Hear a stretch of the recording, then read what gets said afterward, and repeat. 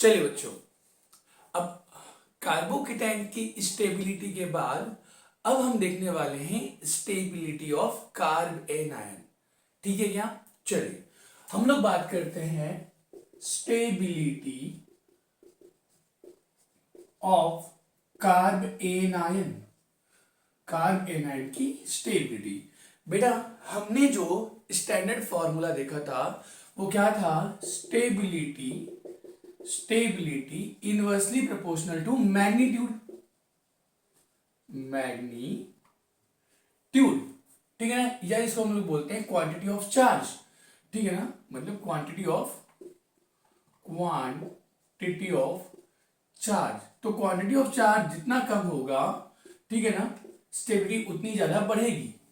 मतलब अगर हम लोग स्टेबिलिटी ऑफ कार्ब एनायन की बात करें, ठीक है ना, स्टेबिलिटी ऑफ कार्ब एनायन की बात करें, तो जो एनायन है इसका चार्ज जितना कम होगा स्टेबिलिटी उतनी ज्यादा बढ़ेगी। समझ पा रहे हैं क्या? मतलब इसके साथ, इस कार्ब एनायन के साथ ऐसे ग्रुप कोई जुड़े हो जो इसे इलेक्ट्रॉन खींचकर लेके जा रहे हो, इसके पास इलेक्ट्रॉन की डेंसिटी ज्यादा है, तो जब इससे इलेक्ट्रॉन खींचकर ले जाया जा रहा होगा तब इसका चार्ज क्या होगा? कम होगा। और चार्ज जब कम होगा तो स्टेबिलिटी बढ़ेगी। तो मैं यहां से एक अपना फंडा बना सकता हूं कि स्टेबिलिटी ऑफ कार्ब एनायन, कोई भी एनायन, चाहे कार्ब एनायन हो या ऑक्सीजन पे एनायन हो, ऑक्साइड आयन हो, नेगेटिव चार्ज है, कोई भी नेगेटिव चार्ज है, उसकी स्टेबिलिटी कब बढ़ेगी? जब उस पे जो चार्ज है वो क्या होगा? कम होगा। तो अभी तो फिलहाल हम कार्ब एनायन के बारे में बात कर रहे हैं। ये ऑक्साइड आयन भी हो सकता है, ऑक्सीजन पे नेगेटिव चार्ज भी हो सकता है। स्टेबिलिटी ऑफ कार्ब एनायन ये डायरेक्टली प्रोपोर्शनल होगा बेटा इलेक्ट्रॉन विड्रॉइंग ग्रुप के, EWG ग्रुप के। ये ग्रुप क्या होना चाहिए? EWG group. EWG ग्रुप जैसे कौन होते हैं बेटा? जैसे -I या -M, जो इलेक्ट्रॉन खींचकर लेके जा रहे होते हैं। तो stability of carbanion directly proportional to -I upon +I। बोल सकता हूं मैं -I के डायरेक्टली प्रोपोर्शनल, लेकिन +I के इनवर्सली प्रोपोर्शनल। या फिर मैं कह सकता हूं -M अपॉन +M। तो ये स्टेबिलिटी का एक स्टैंडर्ड, अगेन ये हमारा फॉर्मूला हो जाएगा। क्लियर है बच्चों? चलिए तो अब हम लोग स्टेबिलिटी ऑफ कार्ब एनायन पर कुछ क्वेश्चन करते हैं, इसे नोट कर लेंगे। चलिए जैसे मैं कहूंगा, अभी अब कुछ क्वेश्चन बेटे स्टार्ट करते हैं। जैसे मैं कहूं, ठीक है, CH3CH2 minus CH3CH minus CH3 और CH3CCH3 माइनस। अब आपका क्या विचार है स्टेबिलिटी के लिए? ये है फर्स्ट, ठीक है, ये है सेकंड, ये है थर्ड। ठीक है ना? वीडियो पॉज करें और एक बार सोचिए क्या होना चाहिए। चलिए अब हम बात करते हैं स्टेबिलिटी बेटा सबसे ज्यादा अभी यहां पे फर्स्ट की है, देन सेकंड की है, देन थर्ड की है। ठीक है ना? स्टेबिलिटी जो है बेटा फर्स्ट की सबसे ज्यादा, देन सेकंड की, देन थर्ड की। चेक करेंगे किसका किसका आंसर सही आया। देखिए बेटा यहां पे क्या होगा, ये मिथाइल क्या लगा रहा है? आप देखेंगे बेटा यहां पे कॉमन क्या है? CH2 माइनस CH और C। बेटा आपको मैंने बताया हूं कि लास्ट क्लास में हाइड्रोजन के रिस्पेक्ट में I इफेक्ट 0 माना जाता है। तो इस कार्बन में कितने हाइड्रोजन जुड़े हुए हैं, इसमें कितने जुड़े हुए हैं, इसमें, इससे फर्क नहीं पड़ता क्योंकि हाइड्रोजन के लिए तो I इफेक्ट 0 माना जाता है। यस और नो? तो चलिए तो कॉमन क्या था बेटा? Carbon minus carbon minus carbon minus. अब इस कार्बन माइनस से कितने ग्रुप जुड़े हुए हैं और वो क्या लगा रहे हैं? जैसे बेटा इसमें एक मिथाइल जुड़ा हुआ है और ये क्या लगा रहा है? +I लगा के बेटा ये इलेक्ट्रॉन इधर शिफ्ट कर रहा है। शिफ्ट कर रहा है मतलब चार्ज बढ़ेगा, मतलब समझो +I लग रहा है बेटा तो स्टेबिलिटी कम होगी। यहां पे दोनों साइड से ये भी +I लगाएगा, ये भी +I लगाएगा, तो बेटा दोनों साइड से +I लग रहा है, चार्ज और भी ज्यादा बढ़ेगा, मतलब बेटा स्टेबिलिटी और भी ज्यादा कम होगी। यहाँ पे तीनों साइड से +I, एक ये भी, एक ये भी और एक ये भी, तीनों साइड से जब +I लगेगा तो चार्ज बहुत ही ज्यादा हो जाएगा, मतलब स्टेबिलिटी बहुत ही ज्यादा कम हो जाएगी। अगर तीनों में कंपेयर करें, सबसे ज्यादा स्टेबल तीनों में कंपेयर करेंगे बेटा, तो स्टेबल ये होगा, देन ये, मतलब इसका डी स्टेबलाइजेशन सबसे ज्यादा हो रहा है। तो बेटा ये क्या है, ये 1 डिग्री कार्बन आयन है, ठीक है, ये 2 डिग्री कार्बन आयन है, ये 3 डिग्री कार्बन आयन है।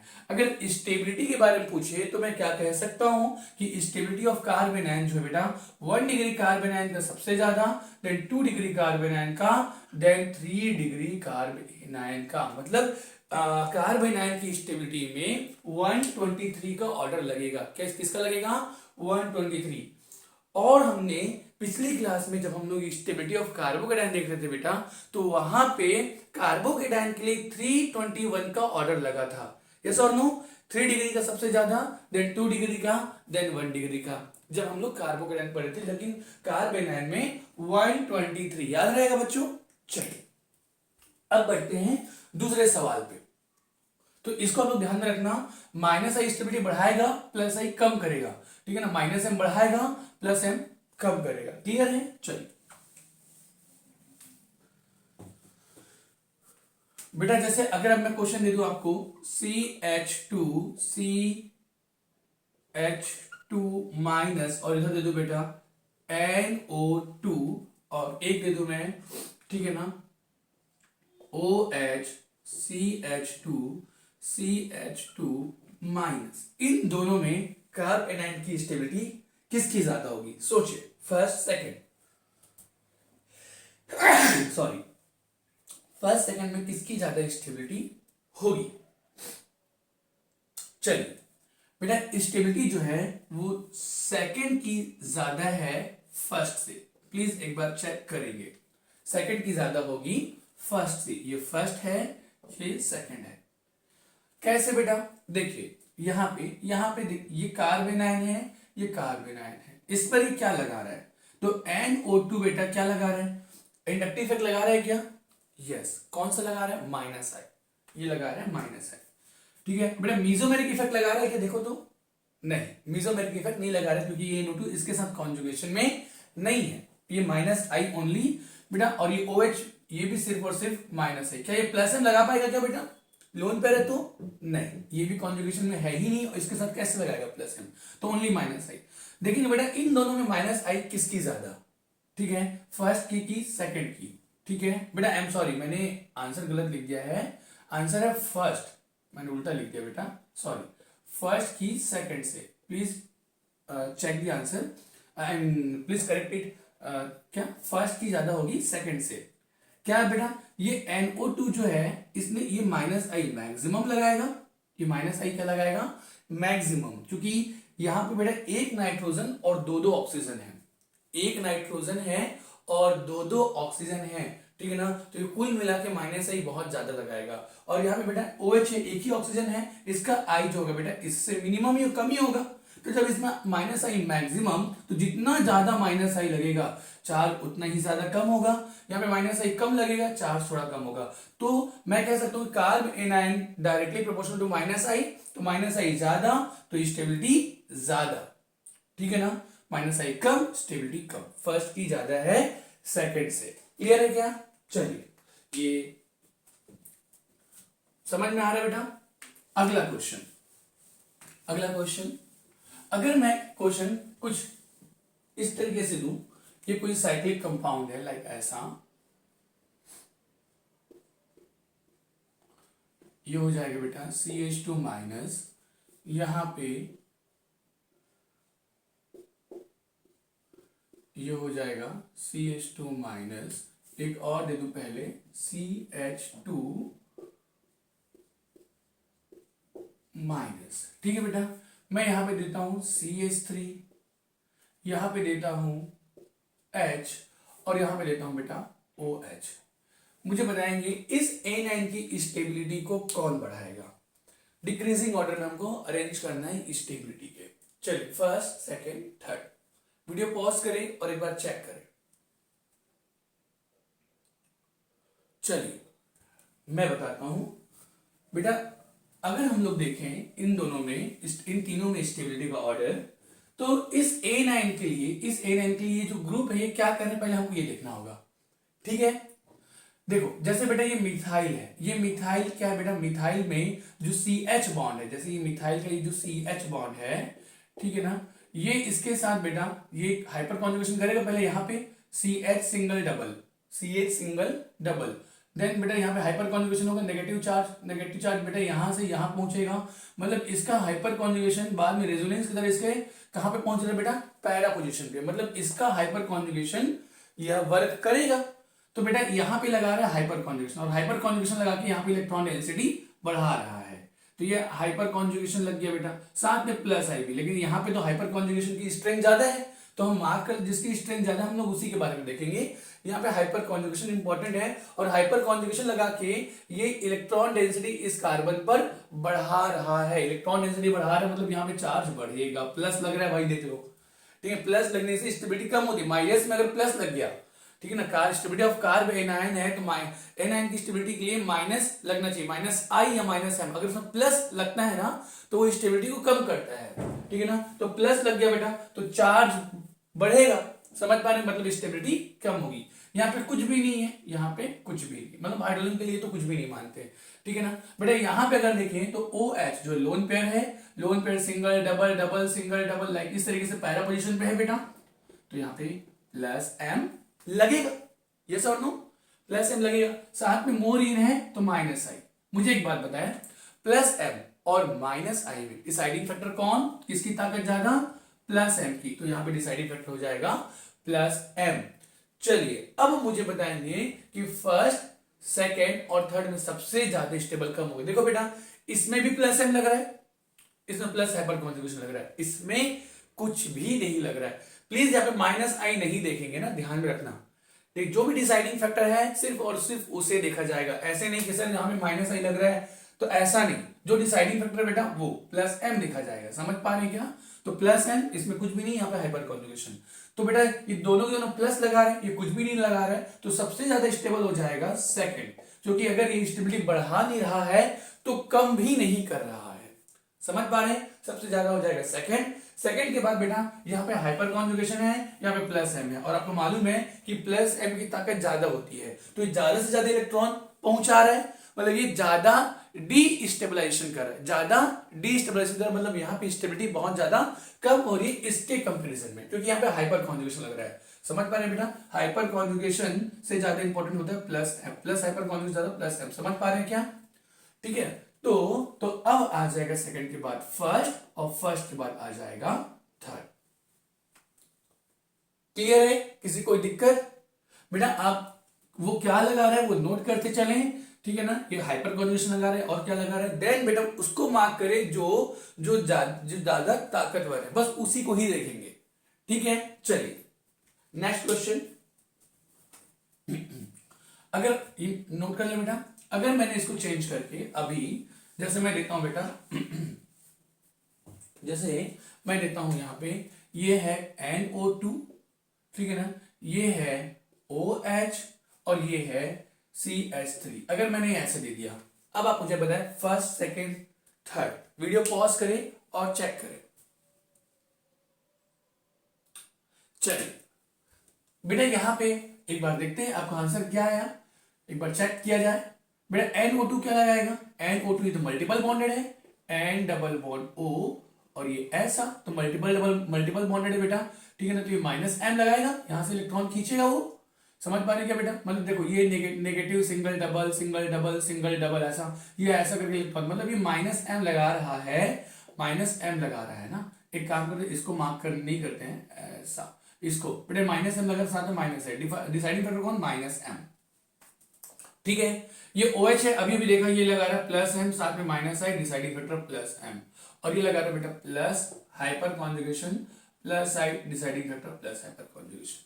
देखो नेगेटिव के लिए लग रहा है -है, मतलब ये इलेक्ट्रॉन को खींच रहा है, इलेक्ट्रॉन खींच रहा है नीचे, मतलब समझ पा रहे हैं बेटा, जब खींचेगा तो चार्ज क्या होगा, कम होगा, तो यहाँ पे चार्ज कम हो रहा है, ठीक है ना, -M लगा के चार्ज बहुत ज्यादा कम कर रहा है, तो इन तीनों में अगर देखेंगे तो इसी में ही -M लग रहा है, बाकी सब में प्लस, तो फर्स्ट की स्टेबिलिटी सबसे ज्यादा, देन बेटा इसमें तो देख ही लिए थे ये +M में प्लस हाइपर कॉन्जुगेशन, तो फर्स्ट के बाद थर्ड और थर्ड के बाद सेकेंड, समझ में आ रहा है बेटा, ठीक है ना, तो इस तरीके से इसका आंसर हो जाएगा। चलिए नेक्स्ट क्वेश्चन। नेक्स्ट क्वेश्चन ये है कि अगर मैं नाइट्रो ग्रुप आपको दे देता हूं, क्या देता हूं बेटा, नाइट्रो ग्रुप, ठीक है ना, कहां कहां पे, एक बार दे दिया चलो ये पैरा पे दे दिया, एक बार दे दिया बेटा आपको नेटा पे, और एक बार दे दिया बेटा आपको ऑर्थो पे, ये लाइक ऐसा। तब आप क्या कहेंगे, आपका क्या विचार है कि स्टेबिलिटी का ऑर्डर क्या होना चाहिए? वीडियो पॉज करें और चेक करें। चलिए बेटा, तो NO2 यहां पे बेटा ये पैरा पे है, -m और -i लगा रहा है। यहां पे NO2 कहां पे है मुझे बताएंगे? मेटा पे है, और मेटा पे मीजोमेरिक इफेक्ट नहीं होता। आपने पढ़ा हुआ है मेटा पे मीजोमेरिक इफेक्ट नहीं होता। तो NO2 क्या यहां पे -m लगा पाएगा क्या? नहीं, -m नहीं लगा पाएगा, क्योंकि mesomeric effect, mesomeric effect on Meta, Meta ये जो होता है बेटा वो क्या होता है? 0 होता है। ये जरूर ध्यान रखेंगे, meso on meta is equal to 0। तो -m नहीं लगेगा, तो क्या लगेगा बेटा? -i only. मतलब यहां पे हम क्या लिखेंगे? -i, क्योंकि -m लग नहीं रहा है। समझ पा रहे हैं? ऑर्थो पे NO2, तो ये क्या लगेगा बेटा? -m भी लगाएगा और -i भी लगाएगा। डिसाइडिंग फैक्टर है -i, -i जो है वो डिसाइडिंग फैक्टर है। चलिए चेक करते हैं, ठीक है ना, किसकी स्टेबिलिटी ज्यादा। भाई देखो, ये जो है -m लगा रहा है, ये भी -m लगा रहा है, ठीक है ना, और ये लगा रहा है -i। तो बेटा -m लगने की वजह से इन दोनों की स्टेबिलिटी इससे तो ज्यादा होगी। समझ पा रहे हो क्या? मतलब सेकंड वाला यहां पे कम स्टेबल होगा, क्योंकि एनायन का क्वेश्चन है ना, कार्ब एनायन, तो सेकंड की स्टेबिलिटी सबसे कम होगी। इन दोनों की इससे तो ज्यादा होगी। बात समझ में आ रही बेटा? ठीक है ना, फर्स्ट और थर्ड की सेकंड से ज्यादा होगी, तो सेकंड सबसे कम।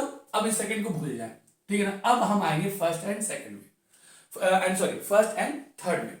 फर्स्ट एंड थर्ड में कॉमन क्या बेटा, कि इसमें भी -m लग रहा है, इसमें भी -m। और आपको पता है कि मीजोमेरिक इफेक्ट जो है वो डिस्टेंस पे डिपेंड नहीं करता, डिस्टेंस पे डिपेंड नहीं करता। मीजोमेरिक इफेक्ट जो है बेटा, आपको मालूम है कि mesomeric effect on ortho, ortho पर जितना लगता है बेटा उतना ही मीजोमेरिक इफेक्ट इसमें लगता है पैरा पे, मीजो ऑन पैरा। ये जानते हैं आप लोग, ठीक है ना, ये बात आप लोग को पता है। तो यहाँ पे -m और यहाँ पे दोनों का -m सेम।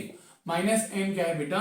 -m जो है वो है सेम है, इसका भी और इसका भी, इन दोनों का जो -m है वो सेम है। मतलब अब -m से आंसर नहीं जाएगा। हमने देखा कि इन तीनों में ये दोनों इससे ज्यादा है, मतलब सेकंड से ज्यादा फर्स्ट एंड थर्ड है। लेकिन अब इन दोनों में चेक करेंगे तो इन दोनों में इसमें भी -m, इसमें -m डिपेंड नहीं करता डिस्टेंस पे, तो दोनों का -m सेम। अब देखो बेटा, जब ये डिपेंड नहीं करता तो अब जो आंसर होगा वो किसके हिसाब से जाएगा? इन दोनों के लिए, इसके और इसके लिए, ठीक है, -i से। तो -i अब डिसाइडिंग फैक्टर हो जाएगा कब? जब दोनों का -m हो गया है सेम।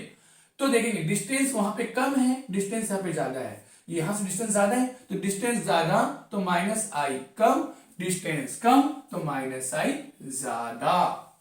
समझ पा रहे बेटा? तो जब देखो एनायन में -i जितना ज्यादा लगेगा, एनायन में माइनस जितना ज्यादा लगेगा, स्टेबिलिटी उतनी ही ज्यादा होगी। तो यहां पे थर्ड जो है बेटा ये सबसे ज्यादा हो जाएगा, देन होगा फर्स्ट और लास्ट में आ जाएगा सेकेंड। समझ पा रहे बेटा?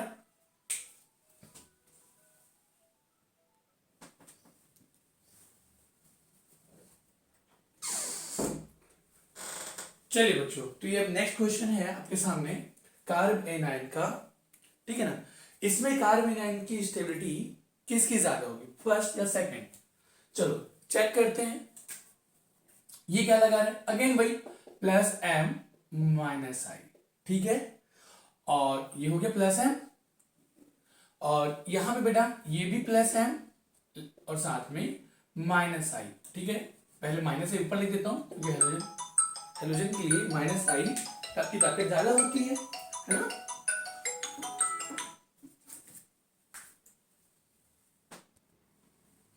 चलिए बेटा, तो यहां पे अगर दोनों में स्टेबिलिटी का हम बात करें तो ये +m लगा रहा है, ये है ना, और -i भी लग रही है, लेकिन डिसाइडिंग फैक्टर कौन है? Plus M. यहाँ पे माइनस आई और प्लस एम, और हेलोजन के लिए हम क्या देखते हैं बेटा? Minus I. तो ध्यान में रखना, हेलोजन का किसी दूसरे ग्रुप से जब कंपेयर करते हैं ना, ठीक है ना, माइनस आई को आप क्या थे बेटा? माइनस आई को आप डिसाइडिंग फैक्टर माने किसी दूसरे ग्रुप के साथ।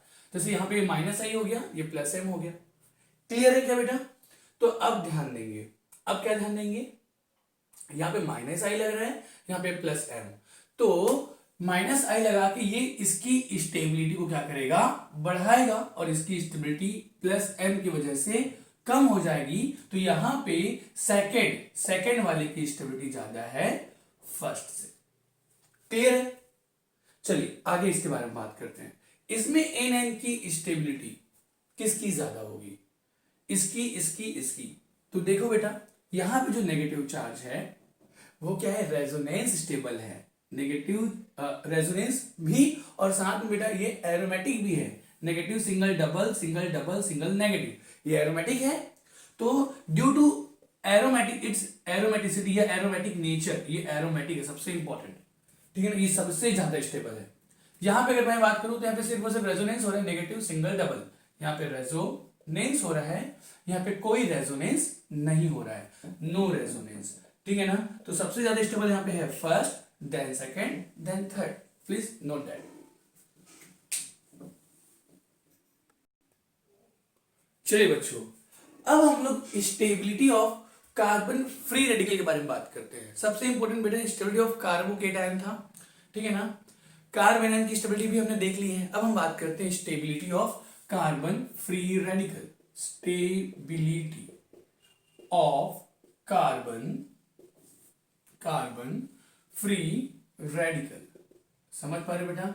मतलब ये कार्बन है जिसमें 3 बॉन्ड है, चौथा जो बॉन्ड है बेटा, चौथा जो बॉन्ड कोई ग्रुप से जुड़ा हुआ है, ये कुछ इस तरीके से टूट जाएगा। जब टूट जाएगा मतलब होमोलिसिस होगा, तो एक इलेक्ट्रॉन ये ग्रुप ले जाएगा, एक इलेक्ट्रॉन इसके पास रह जाएगा। मतलब बेटा ये कार्बन फ्री रेडिकल जो है, इसमें जो सेंट्रल एटम जो कार्बन, इसके पास एक इलेक्ट्रॉन इस तरीके से फ्री रहेगा, ठीक है बेटा। इस कार्बन फ्री रेडिकल का हम लोग देखें हाइब्रिडाइजेशन जो है, हाइब्रिडाइजेशन वो है क्या है बेटा? sp2 है। फ्री रेडिकल काउंट नहीं किए जाएंगे, सिग्मा बॉन्ड 1 2 3, ठीक है ना बेटा। तो 3 सिग्मा बॉन्ड है, मतलब हाइब्रिडेशन sp2। शेप जो होगा वो क्या है बेटा? प्लेनर है, शेप जो है वो है प्लेनर, ठीक है ना। कार्बन फ्री रेडिकल भी क्या है? रिएक्शन इंटरमीडिएट है। रिएक्शन क्या है बेटा? इंटरमीडिएट। शॉर्ट लिव्ड है, ये भी बहुत कम समय के लिए बनता है, ठीक है ना। हाईली अनस्टेबल है, हाईली क्या है? अनस्टेबल। समझ पा रहे हैं बेटा? टोटल नंबर ऑफ इलेक्ट्रॉन इसके पास कितने हैं भाई? टोटल नंबर ऑफ इलेक्ट्रॉन इसके पास कितने हैं? तो ये 2 तो 4 और ये 2 6 और 1 7, कितने बेटा? 7 इलेक्ट्रॉन, ठीक है। बॉन्ड पेयर कितने बेटा? बॉन्ड पेयर इलेक्ट्रॉन कितने हैं? तो बॉन्ड पेयर है 3। लोन पेयर कितने हैं बेटा? 0।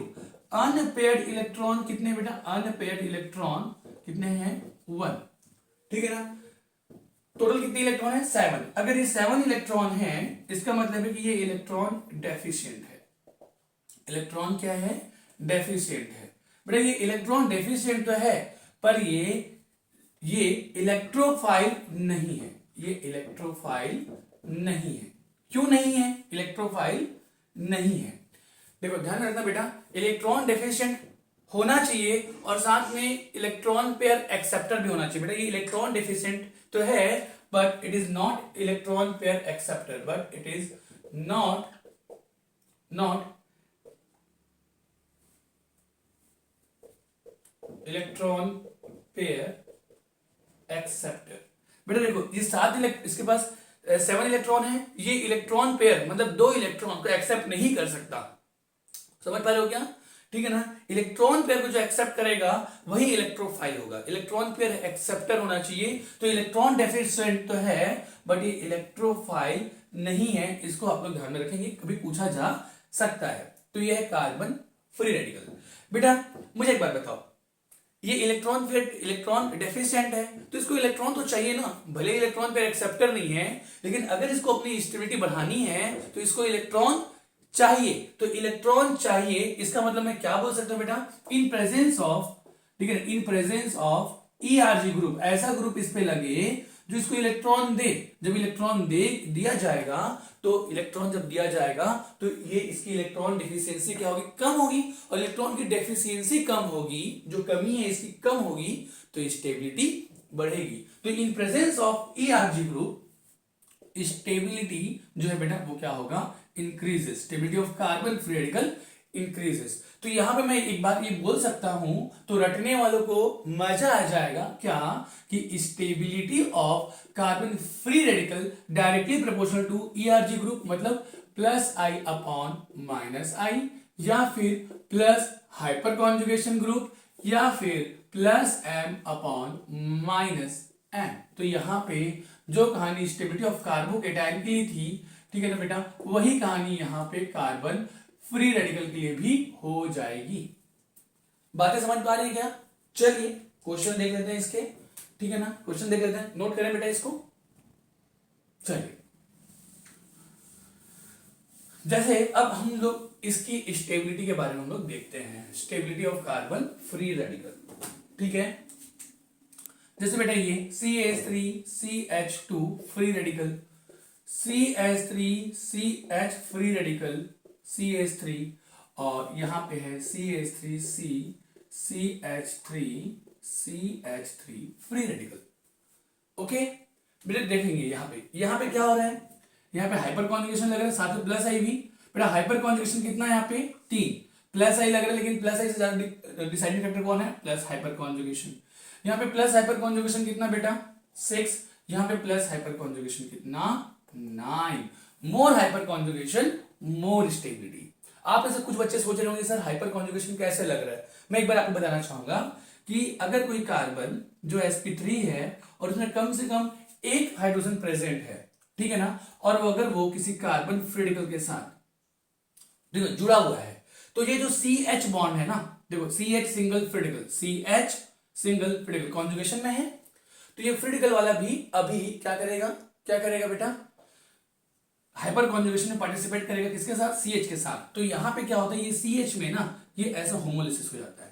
जब होमोलिसिस में हो जाता है तो ये कार्बन का जो इलेक्ट्रॉन अब फ्री हो गया, तो ये फ्री हो गया, तो यहां पे इसके साथ बॉन्ड बनाता है, मतलब लाइक ऐसा CH2 डबल बॉन्ड CH2, ये 2 हाइड्रोजन बेटा यहाँ पे, ये ऐसा, तो यहाँ पे CH2 मैंने लिखा है, और ये हाइड्रोजन क्या हो गया है, फ्री निकल गया, मतलब यहाँ पे कोई बॉन्ड नहीं रहा, इसलिए इसको बोलते हैं नो बॉन्ड इफेक्ट भी बोलते हैं, नो बॉन्ड इफेक्ट इसको, हाइपर कॉन्जुगेशन को। तो आप ये देखें कि ये जो फ्री रेडिकल था इसके कॉन्जुगेशन में कितने CH थे, तो बेटा 1 CH, 2 CH, 3 CH, मतलब इसमें हाइपर कॉन्जुगेशन कितना, 3।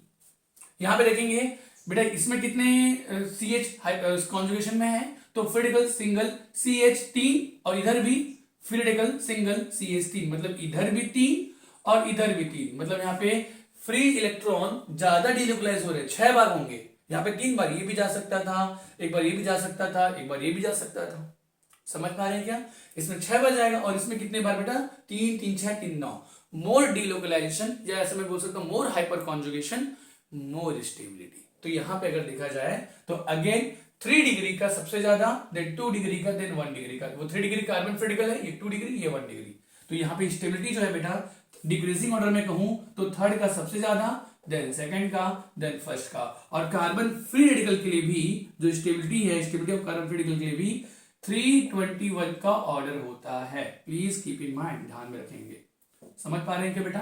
चलिए कुछ और सवाल, ठीक है ना, इसमें बेटा ज्यादा कुछ खास है नहीं, लेकिन चलिए देखते हैं। यहाँ पे अगर मैं कुछ ऐसा कहूं बेटा, ठीक है, मैंने ऐसा कुछ दे दिया CH3CH2 free radical, CH2 double bond CH free radical, और CH triple bond C free radical. बेटा इस बारे में आपका क्या विचार है, किसकी स्टेबिलिटी ज्यादा होगी? ठीक है ना, तो अगर इन तीनों में देखा जाए तो मुझे एक बात बताएंगे बेटा, इन तीनों में देखा जाए किसकी स्टेबिलिटी, बेटा ये फ्री इलेक्ट्रॉन है, फ्री इलेक्ट्रॉन मतलब नेगेटिव। मेरी बात समझ पा रहे हैं क्या? तो आपको मालूम होगा यहाँ पे ये जो कार्बन है बेटा, यहाँ पे जो कार्बन है, ठीक है ना, ये sp, ये जो कार्बन है ये सिंगल बॉन्डेड, मैं ऐसा बोल सकता हूं, ठीक है ना, ये कार्बन मल्टीपल बॉन्डेड है, ये कार्बन ट्रिपल बॉन्डेड है, ये डबल बॉन्डेड, ये ट्रिपल बॉन्डेड, मतलब इधर से इधर जा रहे हैं, मल्टीपल बॉन्ड कैरेक्टर बढ़ते जा रहे हैं। मेरी बात समझ पा रही है क्या बेटा?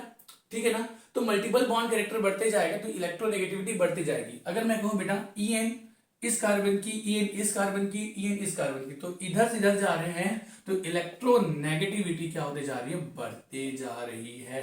इलेक्ट्रोनेगेटिविटी क्या होती जा रही है? बढ़ते। तो इलेक्ट्रोनेगेटिविटी बढ़ते जा रही है बेटा, तो En जैसे जैसे बढ़ते जाएगा इस इलेक्ट्रॉन की स्टेबिलिटी भी बढ़ते जाएगी, क्योंकि नेगेटिव इलेक्ट्रॉन मतलब नेगेटिव है, तो इलेक्ट्रॉन बेटा अगर मोर इन पे रहेगा तो वो ज्यादा स्टेबल होगा। तो En बढ़ते जा रहा है तो स्टेबिलिटी बढ़ती जा रही है, मतलब इसकी स्टेबिलिटी सबसे ज्यादा, देन इसकी, देन इसकी। बात समझ पा रहे हैं? लेकिन यही क्वेश्चन अगर मैं पॉजिटिव चार्ज पे दे देता, अगर यही क्वेश्चन मैं पॉजिटिव चार्ज का दे देता, ठीक है ना बेटा, पॉजिटिव चार्ज का कुछ ऐसा कि CH3 CH2 plus CH2 double bond CH plus और CH triple bond C plus, तब आप क्या कहते? तब आप कहते, तब यहां पे उल्टा हो जाता बेटा। देखो, लेस En पे पॉजिटिव चार्ज मोर स्टेबल, ठीक है ना, और मोर En पे पॉजिटिव चार्ज लेस स्टेबल, तो यहां पे इसकी ज्यादा होती, देन इसकी, देन इसकी। समझ पा रहे हैं क्या? En रूल आप यहां पे जरूर लगाएं। क्लियर है? चलिए, और अगर यहाँ पे ये नेगेटिव होता बेटा, चलो मैं यहाँ पे इसको नेगेटिव बना दिया, तो नेगेटिव जब रहेगा तो अगेन यही ऑर्डर जो था, यही order, negative charge on more in more stable. ठीक है, तो ये कहानी होती है। तो ये ध्यान में रखना बेटा, इसमें इधर जाएंगे तो स्टेबिलिटी बढ़ेगी, लेकिन इसमें इधर आएंगे तो स्टेबिलिटी बढ़ेगी। चलिए नेक्स्ट क्वेश्चन बेटा, अगर मैं सब कुछ वैसा ही है, देखना जैसे मैंने ये दे दिया, ये CH2 फ्री रेडिकल है, यहां पे है बेटा कुछ भी, यहां पे CH3 ले लो, CH3, ठीक है ना, और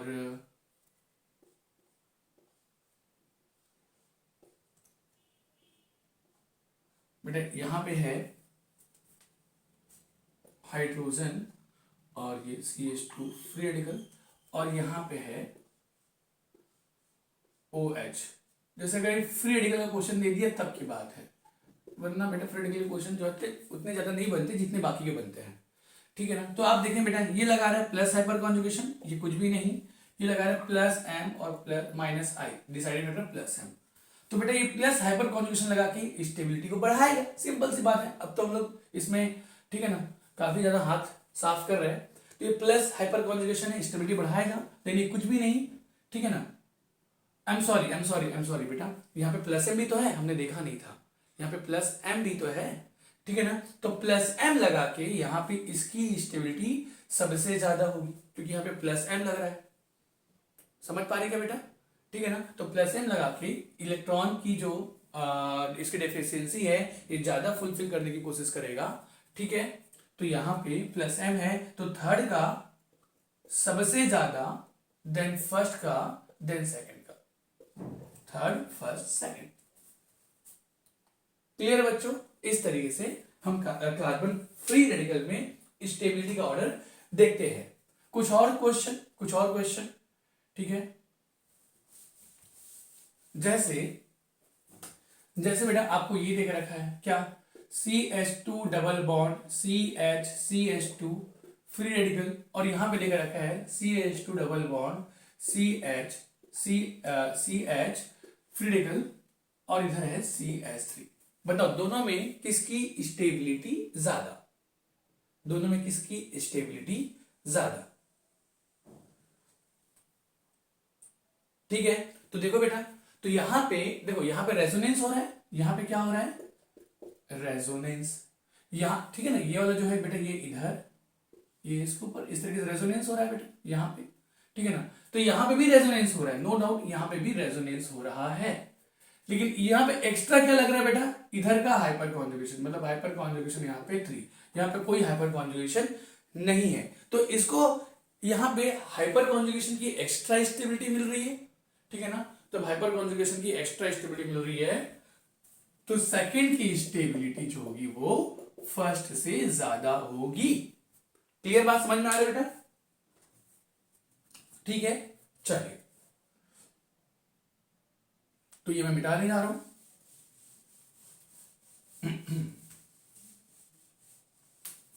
बेटा अगर मैं कुछ ऐसा कहूं जैसे जैसे क्या बेटा, एक क्वेश्चन ये है CH2 फ्री रेडिकल, ठीक है ना। एक क्वेश्चन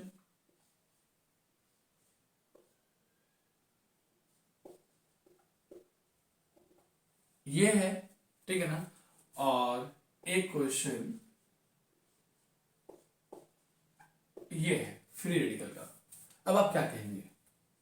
तो बेटा यहां पे free radical single double, double single double single double, समझ पा रहे क्या?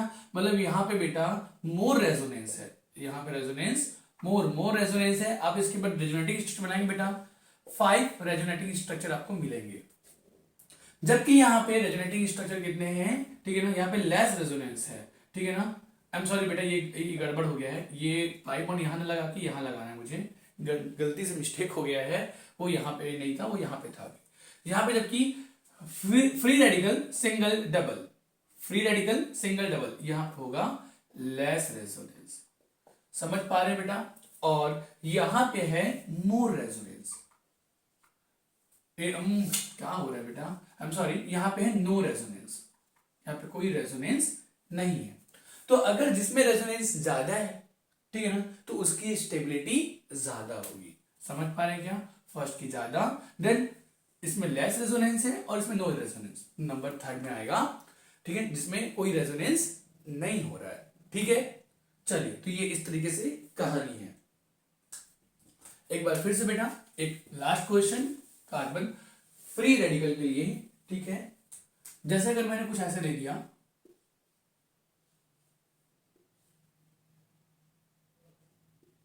ये ऐसा, बहुत सिंपल क्वेश्चन आता है बेटा इसमें, ये ऐसा और ये ऐसा, ये कार्बन फ्रीडिकल कार्बन फ्रीडिकल कार्बन फ्रीडिकल, तो आप क्या कहेंगे?